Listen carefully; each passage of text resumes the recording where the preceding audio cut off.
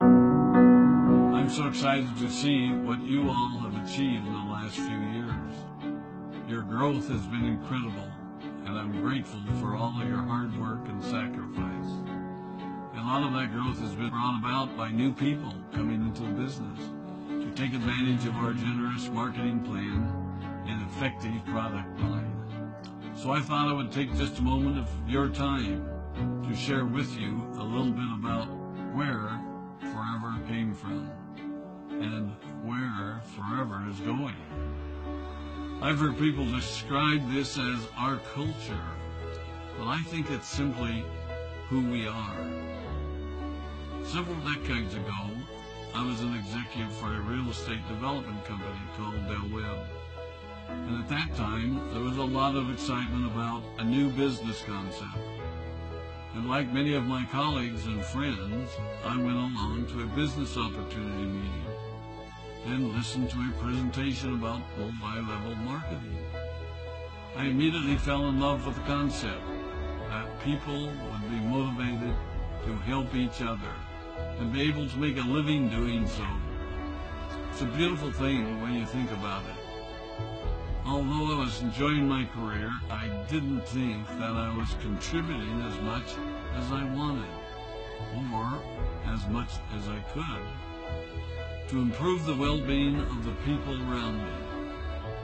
Inspired by the concept of people helping one another, I set out to write a marketing plan that is almost identical to the one that we use today.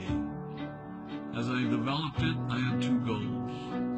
One was to pay the highest bonuses possible and still be able to run a company effectively. Two, to build a plan that would motivate and encourage people to keep working. I wanted a plan to reward those that remain active and engaged. I love the concept of a royalty income. However, I believe that it's good for our souls to work hard. People who work hard are happier. Of course, if you work hard, you should play hard. And that was one of my motivational factors in starting Forever Resorts. It was to give people the opportunity to spend time with their loved ones and experience the wonder of nature. Next time we're together, maybe I can tell you more about my passion for our resorts, our rare animals, and spectacular natural resources. So, with the marketing plan prepared, I needed to find a product. And we searched around and looked at different opportunities.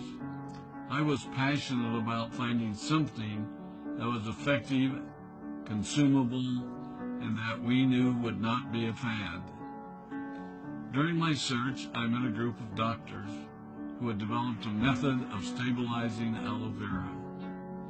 They convinced me of its efficacy, and we began testing the product, and were amazed by the results. We were in business.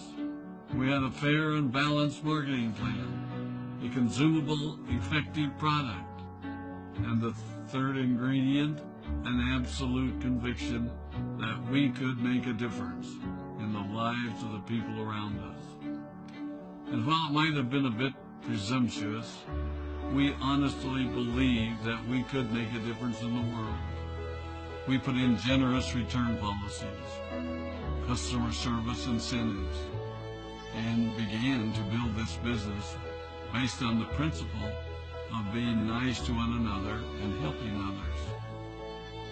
The success was incredible, and we grew rapidly until Christmas of 1982. I was sitting at home with the family, and the phone rang. They informed me there had been a freeze at our aloe plantations in Texas, and that all of our aloe was destroyed. I immediately went to the airport and flew to South Texas to see what we could do. I hoped and prayed that when I arrived, what I saw would be better than the news I'd received. But that wasn't to be the case. We had no aloe. and the business immediately began to suffer. There were some FBOs that left, but more importantly, there were those that stayed. It was a tough time for us. We put everything on the line to stay in business, and there were many sleepless nights. But we were convinced that what we were doing was right. We decided that this would never happen to us again. We flew out to the Dominican Republic and purchased as much land as we could, and began planting aloe in one of the safest weather zones in the world.